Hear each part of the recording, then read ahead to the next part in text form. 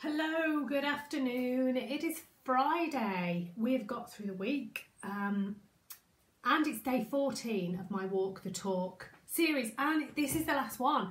So I sat down a little while ago and wrote a massive list of all sorts of things that I could have talked about and decided to commit myself to do a live and a written every day for 14 days, which I have done. Almost all of those have been shared with you in here, but I've decided to finish with this one in here so I can talk about this with you and also to tell you about what's going on over in my group in the next couple of weeks. So yeah, 14 days. And what have I shared? I shared everything from specific strategies to grow your business, to create a plan so that you've got a really clear view as to where you want to take your business. I've talked about how you can get in your own way, so procrastination, the way that it shows up, the way that you can avoid it, why it might show up. I've shared with you everything around the creation of the sale and how to push people over that line to actually turn them into customers. We've talked about masses. So they're all tagged Walk the Talk. They are all archived in my group. So if you haven't checked them out, then please do. I've grouped them all together. So yeah, this is the final one, day 14. And today I guess it's finishing on that piece where actually you can really take this forward now to start using this with clients as you set up your business and look to take it through that process of getting the clients and really turning it into a full-on kick-ass business that you know that you can produce. So today it is offers that sell. If you're hopping on live, please say hello. It's so much better to know that I'm talking to somebody. And also if you've got any questions, drop them in. I will respond to them all. If I see them coming up, I'll do it there and then. If not, I'll come back to you. Look, the sun's coming out now, so I've got this weird like stripe where it's coming through my blinds. So offers that sell links really well with yesterday. So yesterday we talked about how to sell and how a lot of us have had perhaps a negative experience when it comes to being on the receiving end of a sale. So actually we can feel a bit, this isn't the most comfortable thing in my life and I'd really rather not, so I'll just tell people a little bit about what I do and just hope they come to me.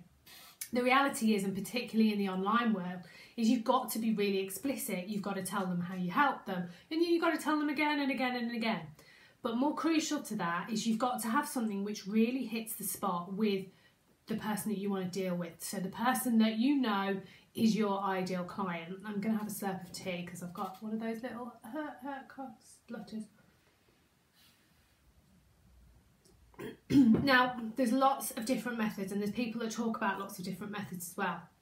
But for me, what I don't like to see, and certainly will never kind of do the job for me, is this just sort of scattergun approach of offers. So there's lots of different things that I'm sure that you can offer, and once you get the creative juices flowing and you've got all these ideas that you want to help people with, or you want to offer as a product or a service, whatever it is you're going to do, it's very easy then to go, right, well, I'll just offer all of that and then it's going to hit with somebody eventually and they will find me and they'll want to buy.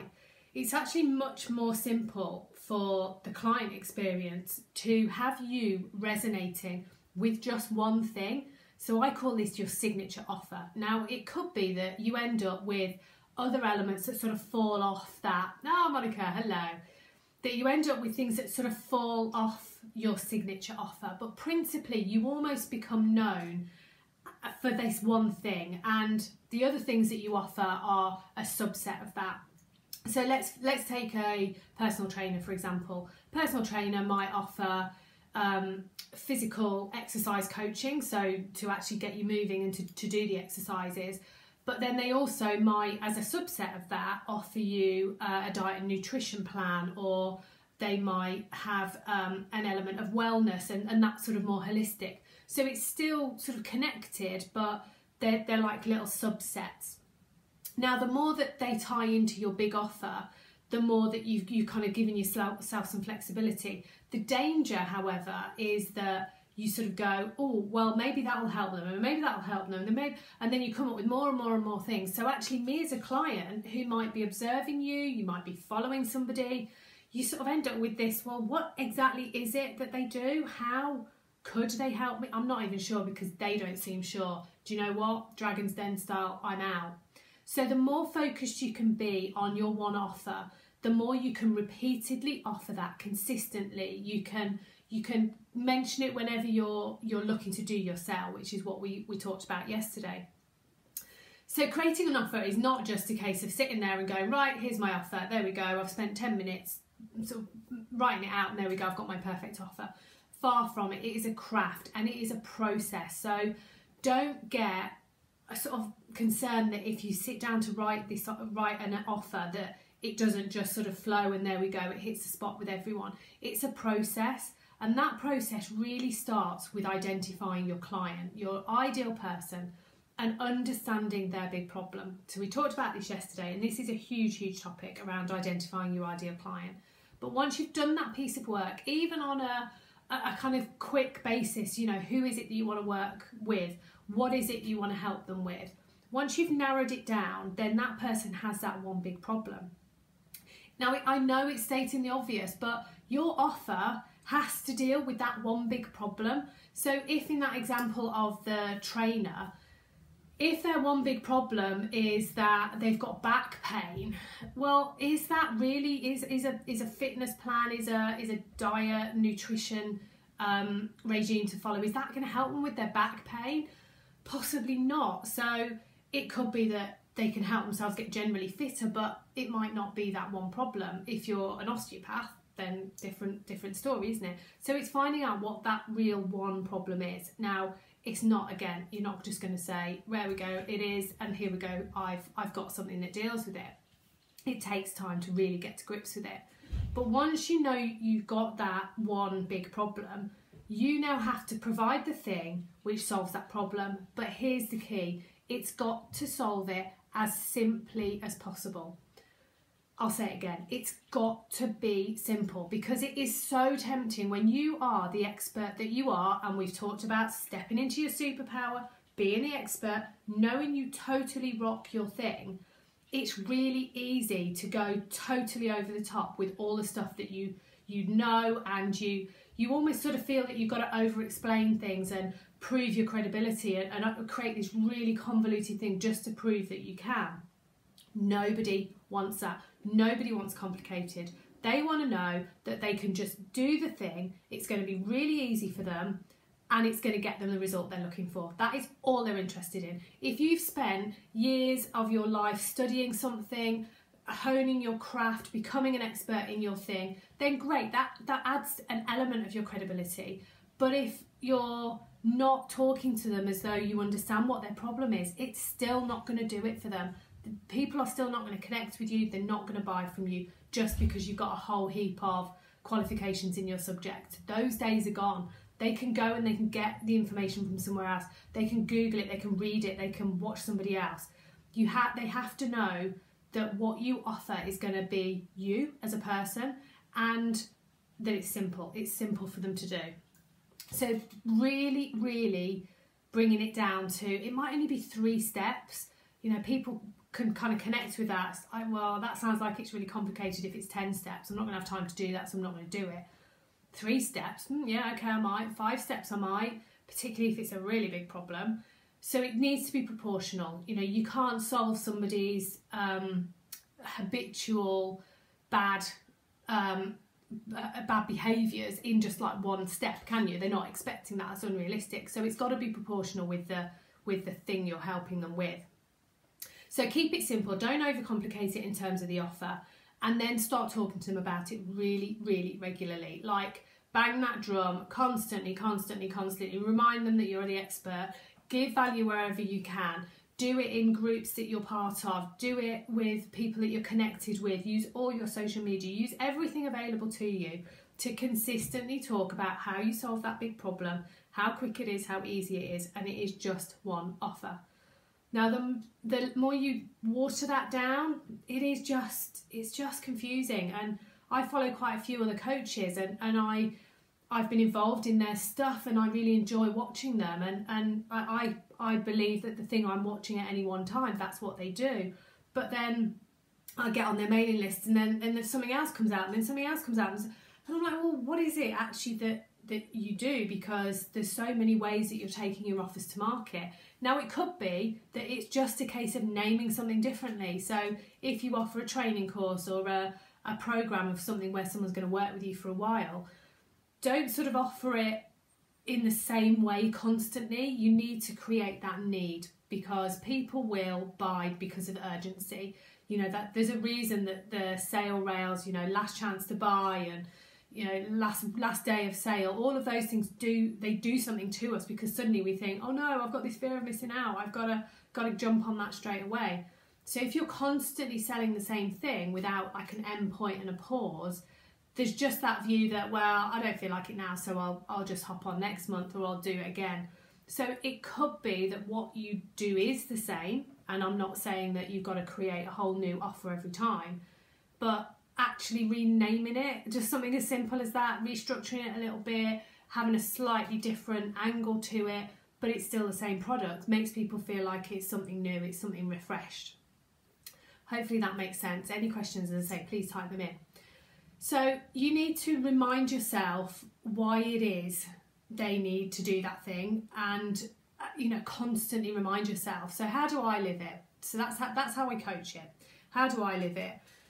I regularly revisit my ideal client exercise, and it's interesting how it changes the more people that I work with, because probably if I described my ideal client when I first started, it would look different than the people I've ended up attracting towards me and now working with really successfully. So being able to sort of say, well, actually, what I offer, I'd never even thought about it being suitable for that group of people, and it works really, really well. So yeah, let's mold my ideal client into that.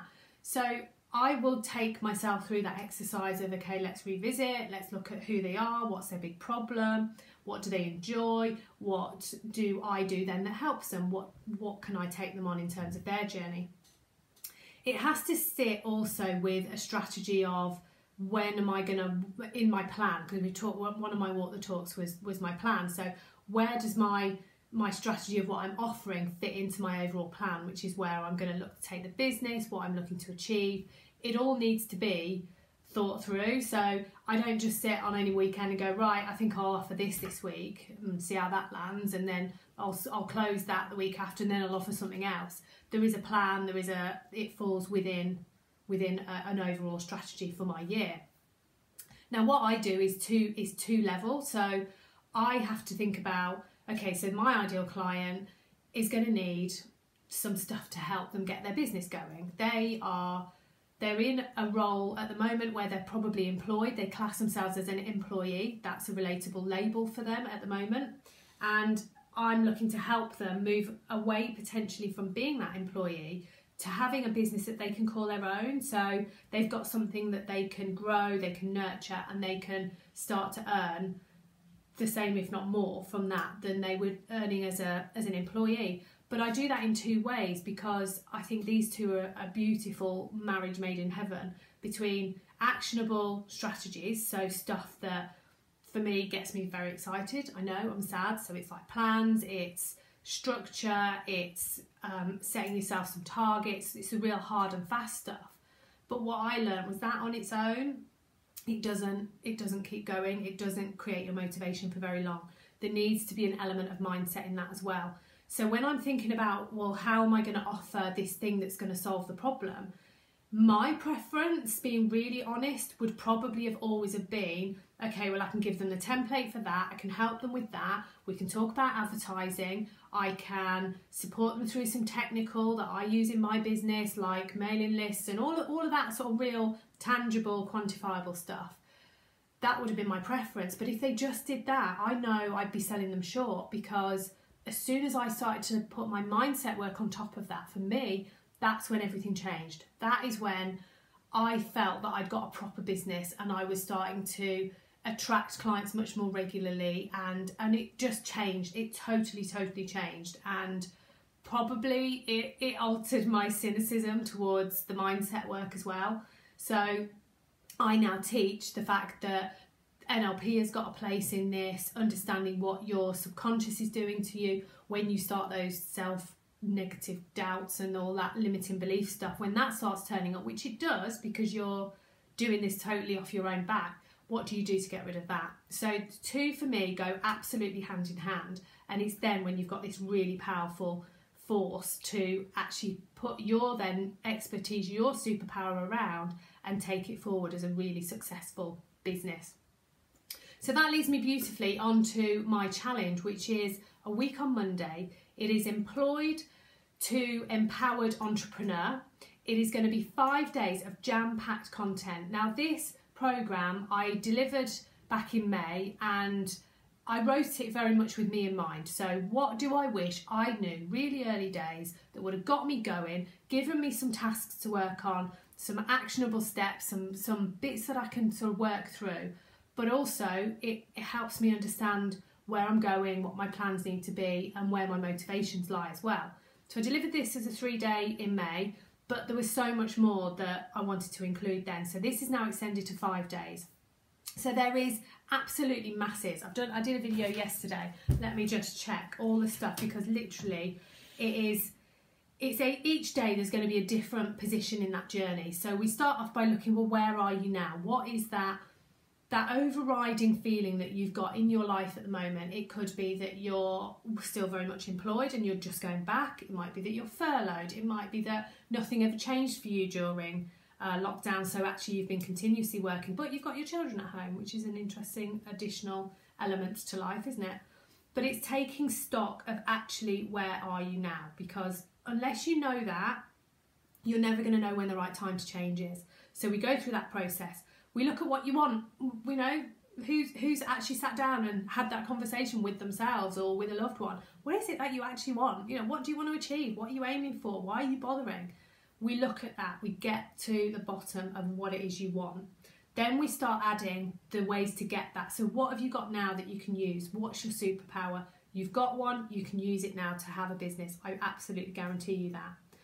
Pitfalls. So I spend some time being that person that I wish I'd had. So warning you about, these are the things that are going to crop up as you start growing a business, when you start setting it up, so that you don't have to waste time, money, effort, tears, hours and all of that to learn it yourself. I will just tell you, you know, watch out for these things. These are the ways they're going to turn up, and this is what to do instead. And then finally we get to my favourite day, which is all the practical stuff. So you get some specific strategies that you can start working on. You get 5, and we go through them in enough detail that you can walk away from this challenge knowing that you've established what you feel now, where you are now, where you want to go to, what you've got right now that you can actually use to have a business, and then final step of, right, now I'm good to go, I know I'm ready to go, what do I do now? And you're away. Massive springboard. Transformation through this process is amazing, and the positive feedback I got from the last one was huge. So I want this one to be bigger, better, more involved. It's going to be amazing. We're going to have great fun doing it. There'll be a huge kind of support in there as well. So I'll be doing this on a live 8 o'clock every evening starting Monday the 15th, and there'll be a bonus session on the Saturday as well to cover any final Q&As, just to make sure that you're crystal clear on what you then need to do to take yourself forward. So if you want to register for that, that'll mean that you'll get all the updates as to where it happens, you'll get a pre-warning to say when we're going live, and you'll get the summary of the day as well. So hence I've left a registration link. I'll drop it into the comments. It'd be lovely to see you there. Go and have a fabulous Friday. I'm sure I will see you very, very soon. But yeah, this has been the final one of the Walk the Talk. So it's been great fun, but I've got loads more in this bank of content. So I will be doing them more and more. Monica, thank you for staying with me. I will see you all really soon. See you later. Bye.